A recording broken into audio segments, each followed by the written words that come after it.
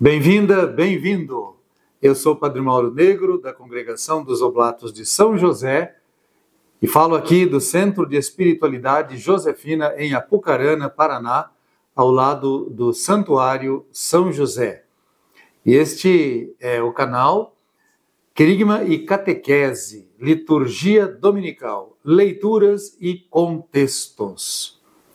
Depois de passarmos o ciclo do Natal, que começa com o Advento, se concentra na noite do Natal e no dia 25, se estende de maneira muito intensa na oitava do Natal e vai durante todo o tempo do Natal com as celebrações da Epifania do Senhor, do Batismo do Senhor.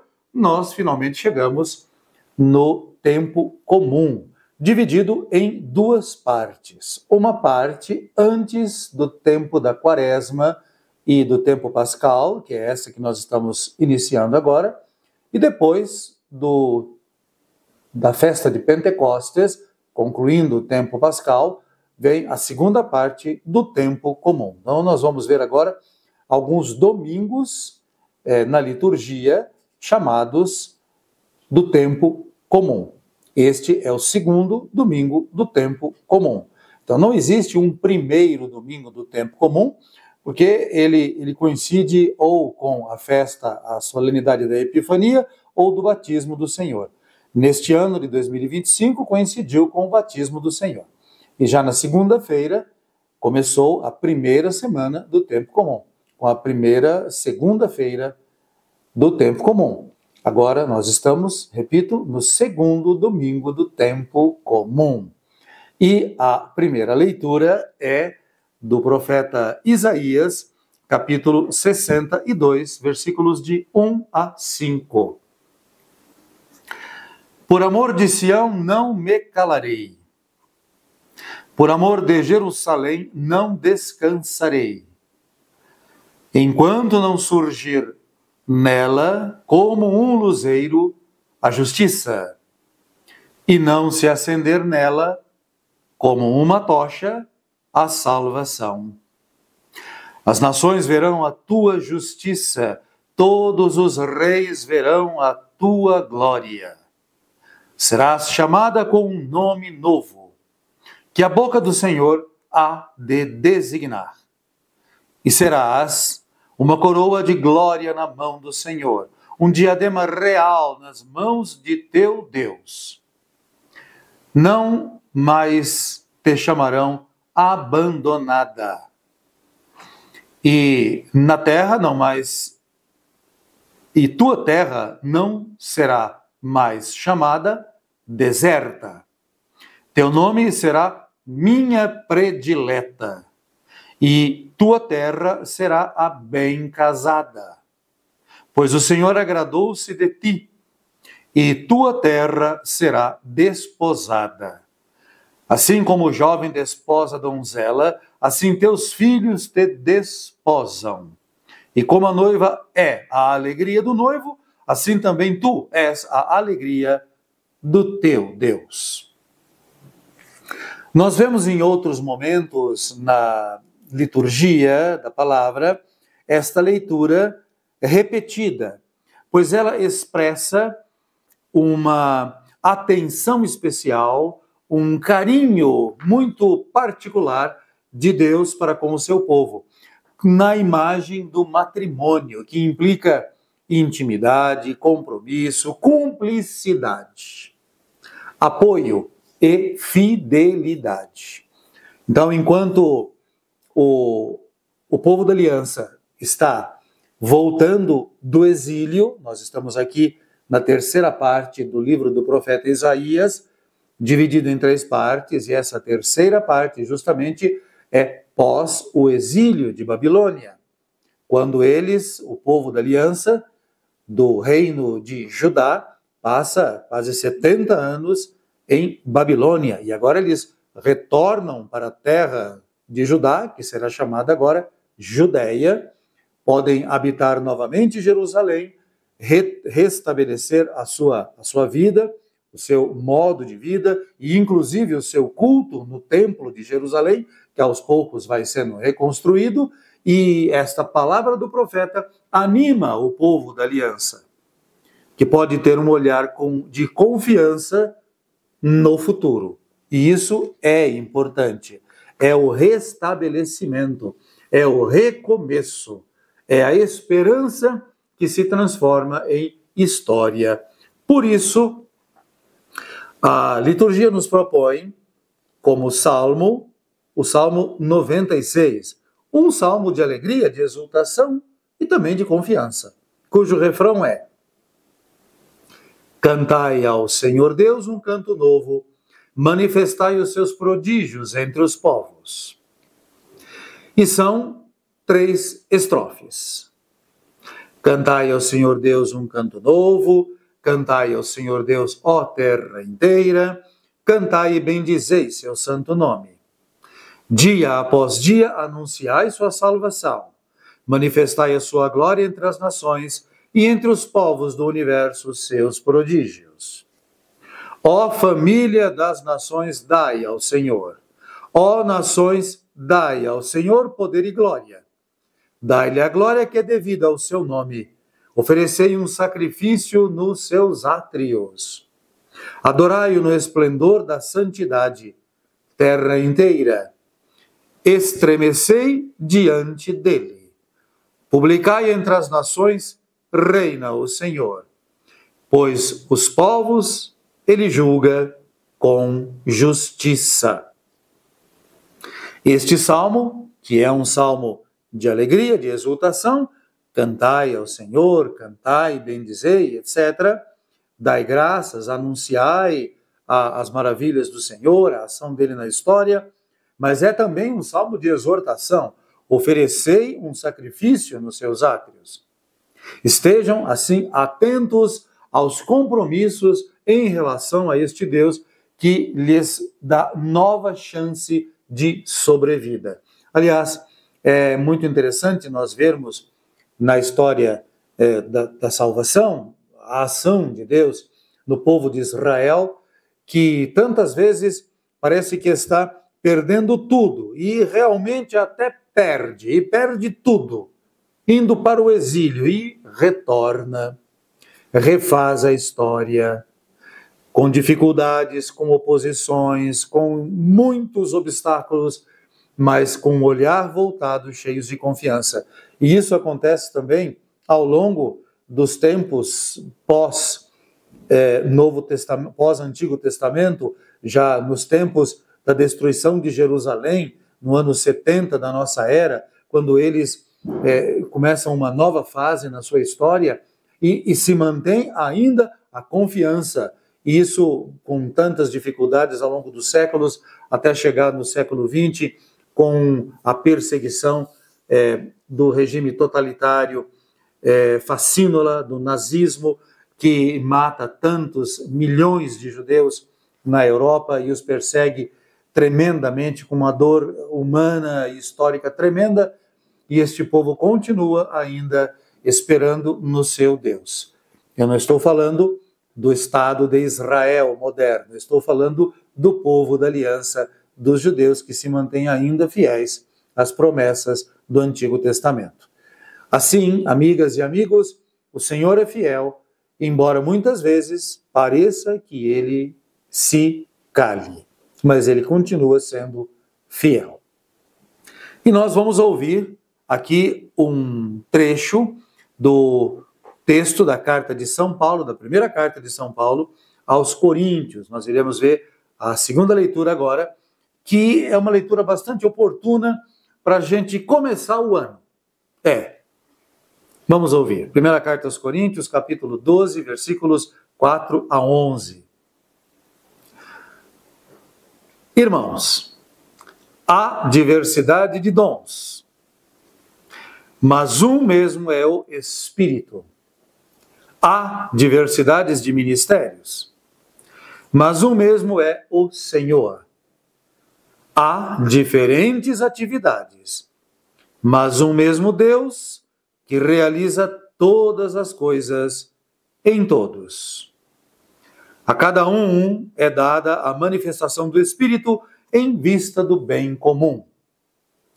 A um é dada pelo Espírito a palavra da sabedoria, a outro a palavra da ciência, segundo o mesmo Espírito, a outro a fé, no mesmo Espírito, a outro o dom de curas, no mesmo Espírito, a outro o poder de fazer milagres, a outro a profecia, a outro o discernimento de espíritos, a outro falar línguas estranhas, a outro interpretação de línguas.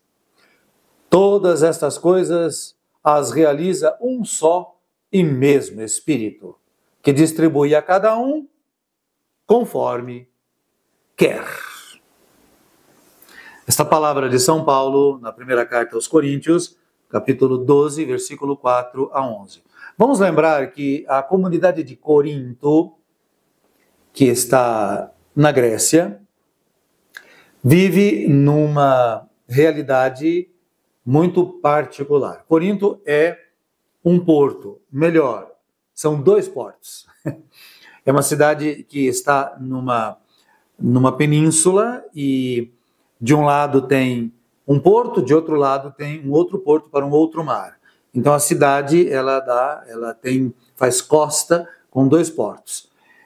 É uma cidade que chega gente e sai gente e tem tudo o que uma cidade portuária normalmente tem. Muito movimento, muito dinheiro, muita gente rica, muita gente pobre, prostituição, abuso, exageros, fome, mendicância, riqueza, miséria moral, misérias de muitas outras naturezas, também pessoas de valor que estão ali nesta realidade toda, neste caldo social e religioso, porque as religiões são múltiplas e são inumeráveis. Ora, a comunidade cristã, ela está dentro desta realidade e ela reflete esta realidade. Tanto que a comunidade de Corinto, em relação a Paulo, tem muita crise. Paulo ama, ao que parece, nas 2 cartas que dirige a essa comunidade, ama esta comunidade de Corinto. Mas, ao mesmo tempo, ele tem problemas graves ali de compreensão, de aceitação, de oposição, mas também tem amizades profundas. De fato, as 2 cartas que ele dirige a Corinto são cartas muito ricas de conteúdo, como esse texto que nós acabamos de ouvir aqui, quando Paulo afirma que o Espírito oferece os dons conforme a necessidade que as pessoas encontram e os fiéis recebem os dons que vêm do mesmo Espírito. E ele usa aqui exemplos de dons como a fé, como a cura, como o milagre, a profecia e etc, etc. Isso nos leva a entender que os nossos dons que nós recebemos, a facilidade de falar, ou a capacidade de perceber, ou de administrar, ou então o dom de indicar caminhos, talvez o dom de ouvir, que é muito importante. Enfim, estes dons que as pessoas têm não devem ser motivos de vanglórias, mas sim de serviço, de disposição. Assim, nós podemos viver melhor a vocação que nós recebemos, de estar na comunidade, de estar no mundo e servir a Deus, servir a Cristo Jesus naqueles que nos cercam. Bem, dito tudo isso, nós podemos passar para o Evangelho. A gente está acostumado a ouvir, a gente já aprendeu que o ano da liturgia A propõe o Evangelho de Mateus, o ano da liturgia B, de Marcos, e o ano da liturgia C, de Lucas. Bom, isso é real, é assim mesmo que funciona. Mas não quer dizer que o ano da liturgia A só tenha nos domingos o Evangelho de Mateus. Não. Ou o B só tenha o de Marcos, ou o C só tenha o de Lucas. Por exemplo, nós estamos no ano da liturgia C. E a leitura deste domingo é do Evangelho segundo João. É o primeiro sinal que Jesus realiza. Está no Evangelho de João, capítulo 2, versículos de 1 a 11. Vamos ouvi-lo. Naquele dia, houve um casamento em Caná da Galileia. A mãe de Jesus estava presente. Também Jesus e seus discípulos tinham sido convidados para o casamento. Como o vinho veio a faltar, a mãe de Jesus lhe disse: eles não têm mais vinho. Jesus respondeu-lhe: mulher, por que dizes isto a mim? Minha hora ainda não chegou. Sua mãe disse aos que estavam servindo: fazei o que ele vos disser. Estavam 6 talhas de pedra colocadas aí para a purificação que os judeus costumam fazer. Em cada uma delas cabiam mais ou menos 100 litros. Jesus disse aos que estavam servindo: enchei as talhas de água. Encheram-nas até a boca. Jesus disse: agora tirai e levai ao mestre-sala. E eles levaram.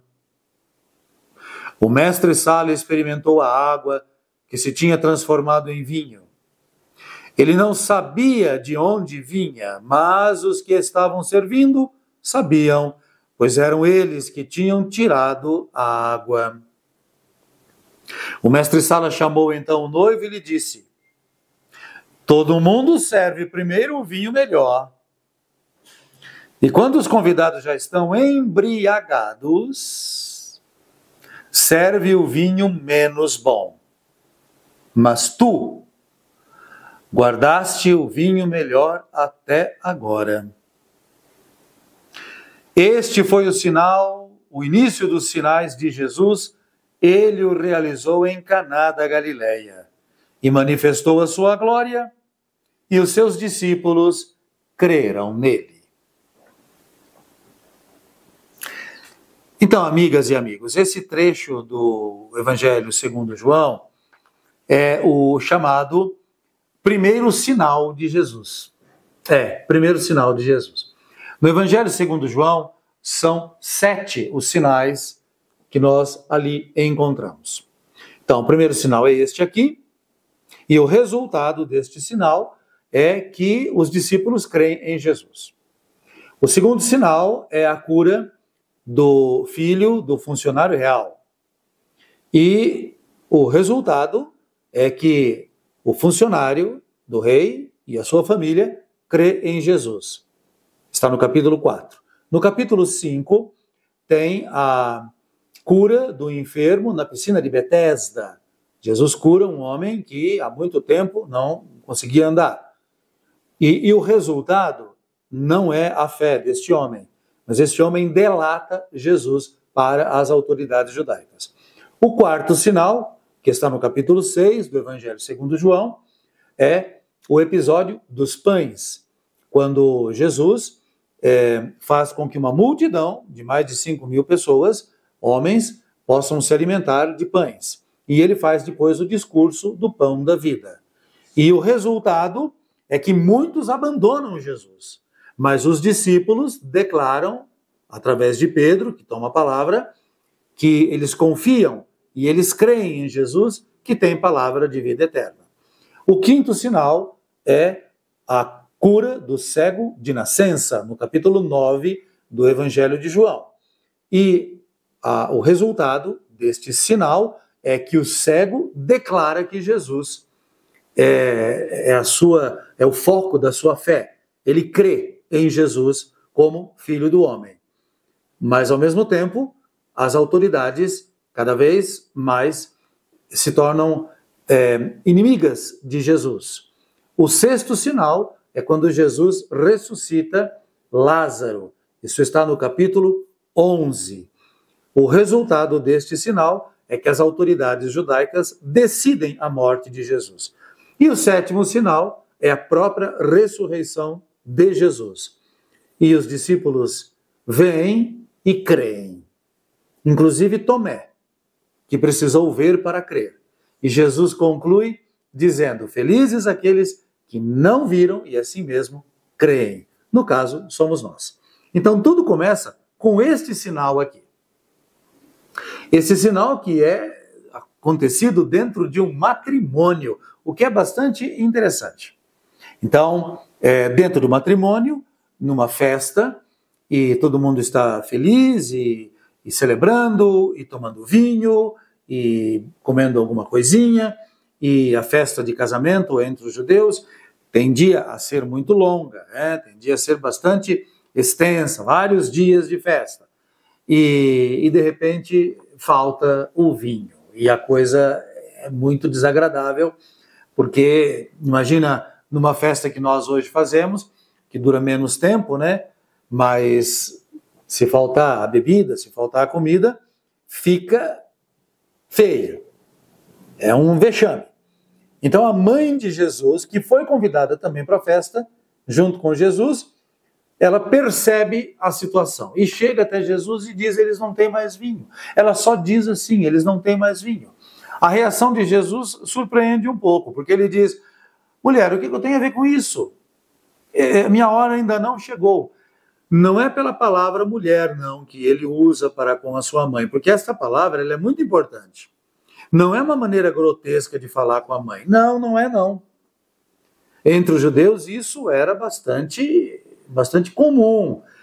E isso será repetido no mesmo Evangelho segundo João, no capítulo 19, quando Jesus, na cruz, olha para sua mãe e diz: mulher, eis o teu filho, filho, eis a tua mãe.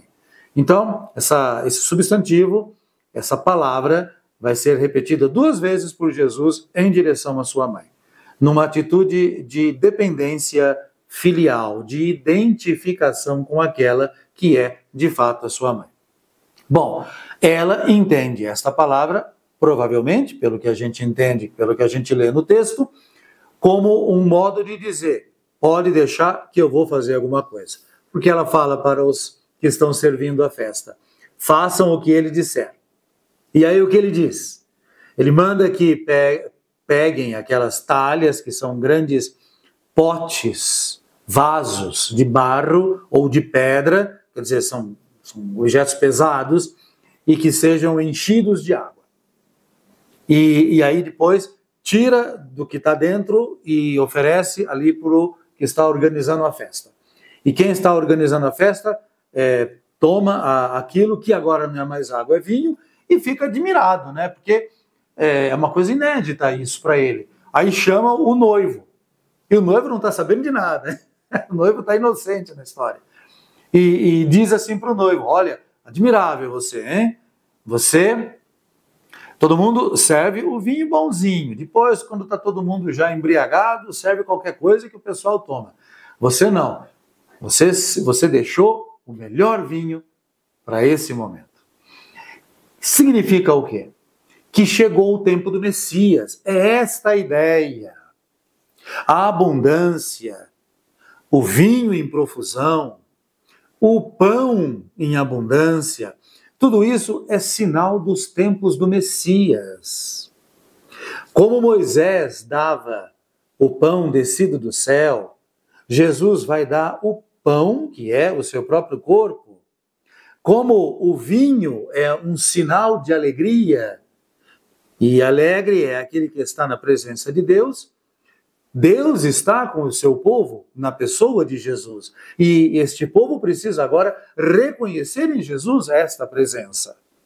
E é isso que este sinal propõe, porque os discípulos de Jesus creem em Jesus. O Evangelho segundo João, que muita gente diz que é o evangelho que destaca o amor, eu não nego que o Evangelho segundo João destaque, sim, o amor. Mas o Evangelho segundo João destaca mais a fé.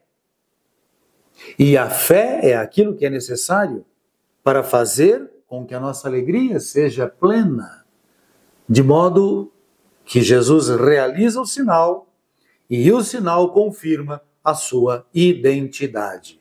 Ele está dando o vinho novo do reino de Deus. E isso tudo no início do ano, para a gente entender que tem muito caminho para frente para a gente poder aprender, crescer, amar e crer. Tomara que a gente aproveite este ano para tudo isso daí. Eu sou o Padre Mauro Negro, da Congregação dos Oblatos de São José, falando aqui do Centro de Espiritualidade Josefina em Apucarana, ao lado do Santuário São José. Este é o Querigma e Catequese, Liturgia Dominical, Leituras e Contextos. Eu desejo a você graça e paz.